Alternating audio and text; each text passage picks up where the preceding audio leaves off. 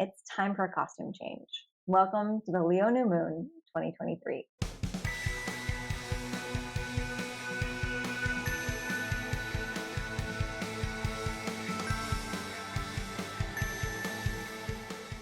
So this Leo new moon feels very Leo-y. Part of it's because the sun is in Leo, but that happens every new moon. A new moon is always the same sun as the sun. And then we also have Venus retrograde in Leo, which I think is coloring the entire experience.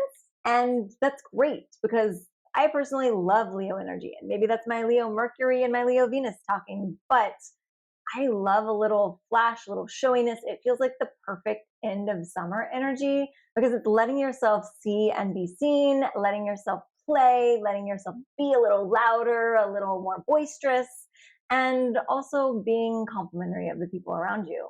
And I think the weather complements that in the Northern Hemisphere as well because we want to show things off at the end of summer.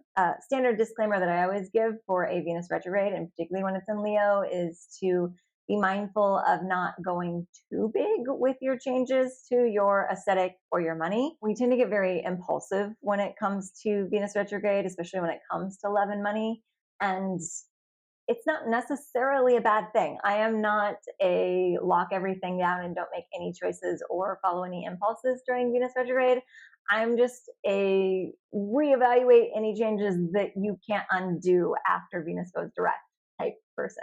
So that is my caution for any Venus retrograde, but especially in Venus retrograde in Leo when it comes to your aesthetic in particular, because Leo Venuses tend to get a little crazy with their makeovers. I know I'm a Leo Venus. Just don't do anything you can't reverse if you need to, but play as much as you need. And that honestly echoes the sentiment in the cards that we're about to talk about, because I actually started recording this video before realizing that I wasn't recording this video. So I've talked about a couple of the cards already, and we're just going to go back and do a little review, but it should be nice and clear what the message is there. Hi, if you are new here, my name is Michelle Shea Walker. I am a tarot reader, an energy reader, and an oracle deck creator. And I do these new and full moon readings every month. While I do talk astrology a lot on these videos, I like to consider myself an energy reader of astrology rather than a traditional astrologer. If you want a traditional read on the astrology, I highly recommend Astrologer's Queer Cosmos or Channing Nicholas. But I can give you a slightly different perspective because I'm not coming at it from a perspective of someone teaching me what these planets and these transitions means. I'm reading into the energy just like I would if I were doing a Reiki session with a client. I'm just reading the energy of the stars, the planets, the masses, and how that's affecting us. So I encourage you to use both traditional astrology and the energy read and find what resonates for you, leave what doesn't, and maybe even see how they complement one another. Underneath this Leo new moon energy, we are really being called for a bit of a makeover, which I love because, again, I am a Leo Venus. The first card that I pulled is from the Total Betty Goddess deck. The deck I created, it has 90 goddesses in it, has a little mini guidebook in it. If you're interested in learning more, the pre-order session is happening right now on Indiegogo at the link below. And the card that we pulled, the first time I recorded this video, is Thetis, played by Christina Applegate as Sue Ellen Crandall, and Don't Tell Mom, the Babysitter's Dead. So the Total Betty Goddess deck is all 90s icons playing the goddesses, and they were intuitively paired with the goddess that best fits their vibe. And the reason that Thetis is played by Sue Ellen Crandall is, if you're not familiar with the movie Don't Tell Mom the Babysitter's Dead, without going into the entire plot line, Sue Ellen finds herself in a position where she needs to support her siblings for the summer, and she has to pretend to be older than she is because she's just out of high school, and she pretends to be 26 to get a job in fashion. She is very interested in fashion, so she's very qualified and has a lot of good ideas to work in the field that she's working in, but in order to get the job, she has to kind of put on a costume and pretend to be someone different. And Thetis is a shape-shifting goddess. So the message that we have from this card for this Leo new moon is to reevaluate the character you're playing and recognize that you can be more than one thing. You are a shapeshifter, you are multifaceted, and this goddess is here to remind us of that, as well as the Leo new moon reminding us of that. And I like to think of this as an energy of almost like a movie fashion montage, in that we want to make it really fun in trying on our new identities and new definitions of self. This is as if you are a mother and your children have now gone off to college and you've defined yourself solely by your motherhood for the past 18 years, and now you have to figure out who you are again. And whether you're a mother or not, that analogy is what we're all going through underneath this Leo time period, both with Venus and Leo retrograde and this Leo new moon during Leo season. So it's not a bad thing. I know sometimes we bristle at the idea of change, but we can make this really fun. So again, think fashion movie montage and think of the idea that you are trying on these different looks, these different personas, these different definitions of self. And you are not only seeing what looks best to the outside world, doing that little twirl in the store mirror to see if this is the outfit for you, but also feeling how it feels. How comfortable are you in this role? With the asterisk of the fact that sometimes the role that's meant for you doesn't always feel comfortable right away. So you want a certain level of maybe not comfort, but intrigue or interest in the character, the look, the persona that you're about to play. But you don't want to let a little discomfort completely turn you away. So think of this like breaking in a pair of jeans, or if you have ever broken in a pair of Doc Martens, that's the best analogy here. So if you ever get a brand new pair of Doc Marten boots, they are very uncomfortable and very stiff at first. But if you have the guts and the gusto and the patience to stick with them and wear them in, they start to really become almost a part of you. They start to form to you and they become much more comfortable and much more stylish the more they get broken in. So that's what we're doing with these different shape-shifting aspects of ourselves underneath this new moon. We are trying them on with an open mind that sometimes things have to be broken in. That doesn't mean that you try on something that's completely wrong for you. If you are not a Doc Marten person, if that's absolutely not your style, do not waste your time trying to break a pair in. But if that intrigues you, try it on for a little bit longer. See if they get more comfortable over time. And in this metaphorical fashion movie montage that we're having here, we are not just choosing one look. So a lot of times, the movie montage version is that they're looking for an outfit to go somewhere, to do something, and it has to be the one perfect look. For this one, because our goddess is a shapeshifter, we want to keep in mind moving forward that we are always allowed to be multiple things and to be multifaceted.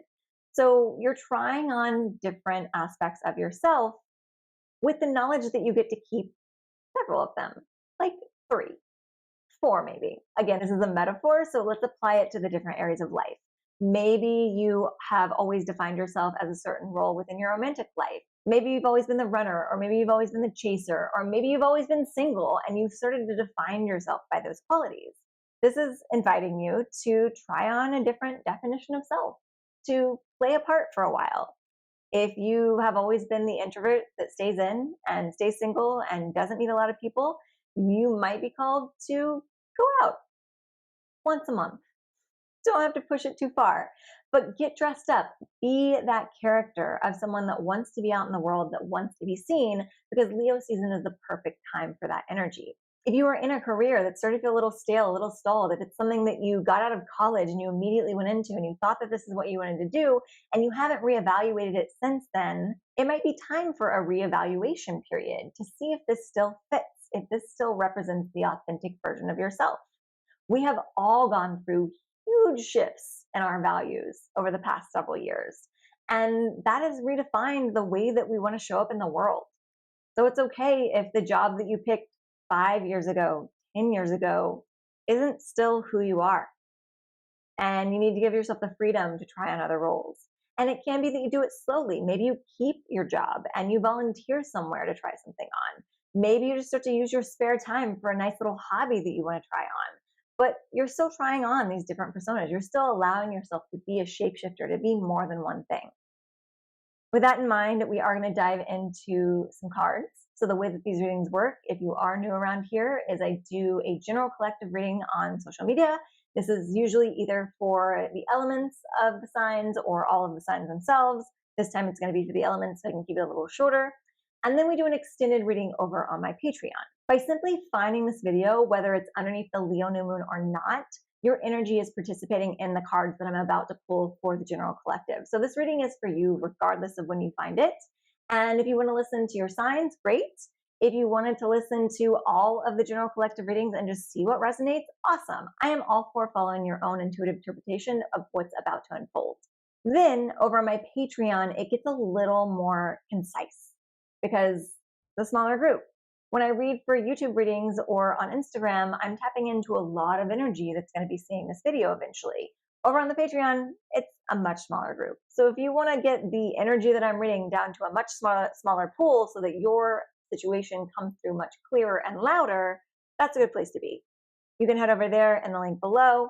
$11 to get access to this extended reading. And you also get access to monthly teroscopes, weekly head spreads, distance Reiki. You get lots of stuff. You can find all the information down there. And we're going to dive in first to the fire signs because that is the cards that I shuffled for the first time and because we have a fire sign new moon. So fire signs, I do have your cards in front of me, or at least one of them flipped over because that's around the time I realized that my camera was not recording.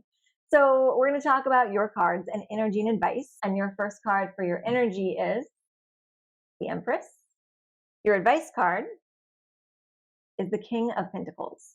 So I like this balance for you fire signs because you are currently playing around with the roles of your inner divine masculine and your inner divine feminine. And regardless of gender, we have both of these qualities within us. It's how we find internal balance and stop looking to the external world to complete us. But there's definitely a message in regards to that here. I get the feeling because the Empress is a major arcana card and she's representing our divine feminine, that your divine feminine energy might be coming in a little heavier underneath this full moon. And it's up to you to interpret if from your past that's something that you need to call in more of or something that you need to sort of dampen and balance a little bit more. So divine feminine energy is our intuitive, passive, receptive energy. It is the energy that allows us to sit back and receive. So think just Empress chilling out on a throne, having everything brought to her, whatever her need is, it's met by the outside world because she's in alignment with her internal self and her intuition. And by finding that alignment with the intuition, things are attracted to her. So it's very law of attraction energy. The divine masculine energy is the doer, the force moving things forward. It's also the very logical mindset, the planner. And the King of Pentacles is showing up for the divine masculine energy here. So it's not the Emperor, it's a little lesser energy. So I think for different people watching, different fire signs, it's going to mean one of two things here. For some of you, you're being called to lean heavily into your divine feminine energy. If that's not how you've existed in the past, if you are more of a trying to control or force things to happen person, the universe is telling you to be more receptive, to be more passive, to listen to your intuition more and take less action until your divine impulse encourages you to do so. That being said, if you feel like that's already where you've existed for most of your life, the universe is asking you to try on a little element of the divine masculine and maybe do a little bit more. Maybe instigate a few more actions and make a few more plans and allow yourself to sit in the driver's seat rather than be the receptive passenger. I get the feeling for most of you, this is in particular in regards to money. So depending on your past with money, if you've been very controlling and very micromanaging with your finances and trying to figure out where every last dollar is going to come from in order to call in your riches, that might be blocking your ability to call in unexpected abundance. So that would be where you're leaning more heavily on the divine feminine receptivity and not necessarily needing to know where it's going to come from, but trusting your intuition that it's going to come from somewhere and that you will be supported. I hope that reading served you well, fire signs. If you want more, again, the extended readings in the link below. Moving forward into earth signs, we're going to figure out what your energy and advice is. The earth signs, we have two cards that fell out before I even finished that sentence. So your energy, we got a double energy. Your energy is the Queen of Cups and the Three of Wands. And your advice is the moon. So earth signs, which are Taurus, Virgo, and Capricorn, they're being called to act a little bit against type because the Queen of Cups implies water energy. The Three of Wands implies fire energy, which is what this Leo new moon is bringing into your life. And then the moon card is a very watery card while also being connected to the fact that our moon is in a fire sign. So wherever you have water signs and fire signs in your chart, if you're familiar with the astrology, I suggest you look those up and see what areas of your life they are connected to and lean into those aspects a little bit more in those areas. So if you are, take for example, my Leo Venus. If you're Leo Venus and you are an earth sign sun, you might be feeling called to lean more into the fiery Leo aspects of your aesthetic and of your love life, and really embrace those sides of yourself. If you are a earth sign with like a water moon, you might be being called to dive more into your inward reflective emotions, because the moon sign's always how we are at our innermost self. We don't always show it to the world, but you might be being called to be a little more in touch with that little inner voice within you that maybe just wants to have a good cry or wants to share your feelings with someone. For earth signs in particular, I feel like this can get a little uncomfortable because fire signs are a little more impulsive, water signs are a little more emotional, and those aren't really things that go well with grounded and planning natures. But I think it's worth the challenge. It's going to be worth embracing those sides of yourself, because we all have all of the elements somewhere in our chart. So even if you find that you don't have a planet in a certain element, for instance, I only have one planet and an earth sign in my entire chart, I still have other earth signs present in my chart in different houses. So if you look at the entire wheel of your chart and you see what house an earth sign is in, you can look up what that house is and recognize where it is that you're supposed to be embracing this energy. The moon is definitely an indicator that this is shadow work, and don't get afraid by that term. Shadow work just means it's parts of yourself that you ignore on a daily basis. This is definitely diving into those areas of recognizing that even though you might be a stiff upper lip earth sign, you still have emotions that are valid. And you still have impulses that don't necessarily have to be planned out 6 months in advance. And Leo energy is great for following those impulses and honestly for being a little more dramatic with your emotions. So embrace that underneath this Leo new moon. And I encourage you to do at least one impulsive thing before the week is out and see how that goes for you. Moving on from our earth signs into our water signs. We are going to move into Cancer, Scorpio, Pisces. Let's get an energy and advice card for the water signs. All right, 2 fell out. We've got an energy of Magician and advice of the 2 of Pentacles. I like this energy, water signs. This feels really good. It's probably more career related for most of you, in that I'm really getting the Pentacles jumping out at me, not just on the 2 of Pentacles card, but on the Magician card.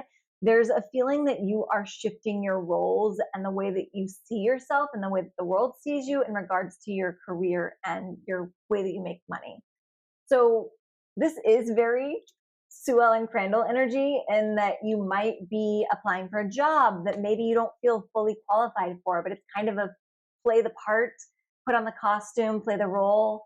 Some people don't like the term fake it till you make it, but it is a great way to kind of shift your energy. If you like embody something, even though you don't fully feel it yet, you eventually will let your feelings catch up with that embodiment. The message here is that you have everything that you need already. You already are the magician. You already are fully capable, fully in alignment with what it is that you're trying to transition into, but you might be juggling 2 aspects of yourself for a while. And again, we have that message from the beginning that you're allowed to be more than one thing. And my camera died. So let's see if I can pick up where the thought left off like half an hour ago. And we're talking about having many facets of yourself, being a shapeshifter, but not just being one thing. So you're juggling these 2 aspects of your personality, and you're probably going to be juggling a couple more. And it might be that you're juggling partially an old persona and a new persona, and particularly in regards to career. So maybe you are still currently working at one job while you're trying to find another one, or you're trying to start your own business. There might be a period of balancing out these 2 parts of yourself, but because you are the magician and you have all these tools at your disposal, you totally are capable of balancing these 2 things and juggling these 2 things for a while. And then when one starts to feel less authentic for you, that's when you're going to know that you're going to transition into this new stage where you're not just going to have this new pentacle that you've been juggling, but a couple other facets of yourself as well, and allow yourself to be more than one thing moving forward, so that you don't get stuck in this feeling of being in a rut that you might have had in this previous incarnation. So for our final element, we're moving into our air signs, Gemini, Libra, and Aquarius. Let's get an energy and an advice card for you before diving into our extended reading. And we got some jumpers. All right, so air signs, your energy for this new moon is the King of Cups, and your advice is the High Priestess. So this is very intuitive energy here, and I definitely am getting big, like, structural vibes from this King of Cups. It feels like it's definitely not only owning your emotions, but also doing it in a way that feels powerful. Like, vulnerability can be a superpower. Air signs could go either way. So you might have felt like your brain is what defines you and your thoughts are what define you, and your emotions are something that you can think your way out of. And this is an opportunity to shift that perspective and recognize that being vulnerable with your emotions can give you just as much power, and sometimes more power, than thinking a situation through in your mind and trying to make sure that you have your head entirely wrapped around a situation. So lean a little bit more into your intuition, into your feelings, lean a little more into trusting your feelings. And if you have the impulse that feels fully wholehearted to go towards something, whether it be a new incarnation of relationship, a new career, a new location, whatever it is that you're shifting into a new identity underneath this new moon, don't feel like you have to kill the intuition by overthinking it. That's the biggest message for the King of Cups, is that this is about feeling and feeling your way into something that might feel a little scary to not have a intellectual plan or understanding of, but that's how we get some of the best things in life. Like, the greatest love stories are not based around intellectually planning the compatibility of something. It's feeling your way into something. And the same thing with, like, your passion in life. You don't think your way into what you feel passionate about, you feel your way into it. Think of the moments in your life where that has worked for you, that feeling your way into something has worked better than trying to think your way logically into something, and lean more into that.